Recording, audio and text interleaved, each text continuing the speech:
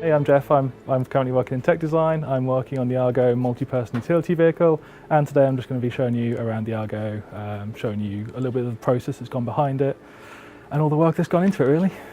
So the Argo itself is primarily a capital ship support vehicle.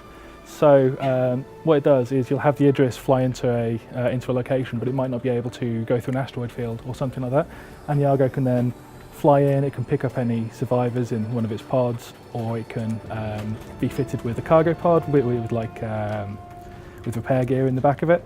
And with that repair gear, if the ship gets damaged, it can send out a crew of engineers. They can fly around to the damaged part of the ship, and they can then start fixing it back up. It's also going to be having, the Argo doesn't currently have this, it's still work in progress, but it's going to have a mechanical arm that also will be able to repair parts of the ship. But as I say, that's currently work in progress. Unfortunately, it won't be going out in the live version of the ship. It is very much a support vessel.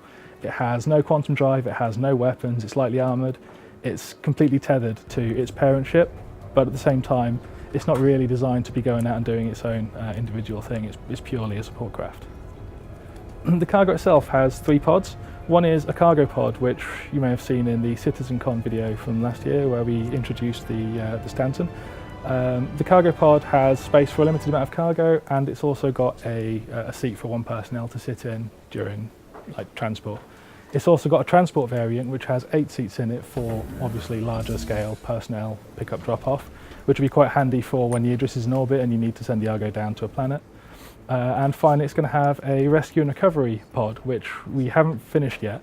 But this pod will have limited medical facilities, so if someone gets injured on the battlefield, you can cart them into it and then take them back up to the ship to receive proper care. The Argo is also going to eventually be able to attach and detach its pods. So currently the different versions of the Argo are different ships. So you've got the cargo Argo and the transport Argo, which each have their own bespoke pod. But eventually it'll be able to detach one pod, attach another, or even if it can get to an escape pod from a destroyed capital ship, for example, it could go out and pick up one of their escape pods and then drop that off in the Iddris or in whatever its parent ship would be at the time.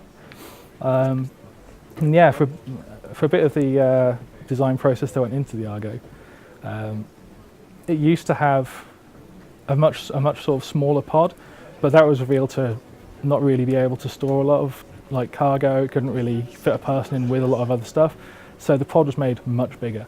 And it was given a rear ramp, so now picking up cargo, dropping it off is now considerably easier. It also looks a lot nicer, I think, personally. Also, the lower thrusters on the front of the ship, they're currently located underneath the cockpit, but previously they used to be actually on these thruster pucks, which are the circular objects that all the thrusters are mounted on. And what they would do is they used to fire down into the pod itself, which, yeah, we had to fix that because it didn't look too great. Right, is the thrusters on the Argo, on the legs, they don't rotate with the legs, so when it's landed it actually uses its legs as supports, and when it takes off the legs will rotate back into a fixed position so that they can help with flying, because the ends of the legs each have a main thruster on them, and they've also got the retros mounted in there. But the pucks themselves on the sides don't rotate, so they can actually help with takeoff and landing. Otherwise the ship would have a fairly hard time getting off the ground. There's also a few minor design changes that went through, like in the early versions of the Argo that the public may have seen. The legs were sloped much further forwards, so a lot of the weight at the back of the Argo was actually unsupported. There's a few videos that we got floating around where when the Argo is placed into a gravity box, the sheer weight of the Argo it would sort of rest on the floor for a few seconds and then just rock backwards. And yeah, that was a bit silly. But yeah, that's the Argo.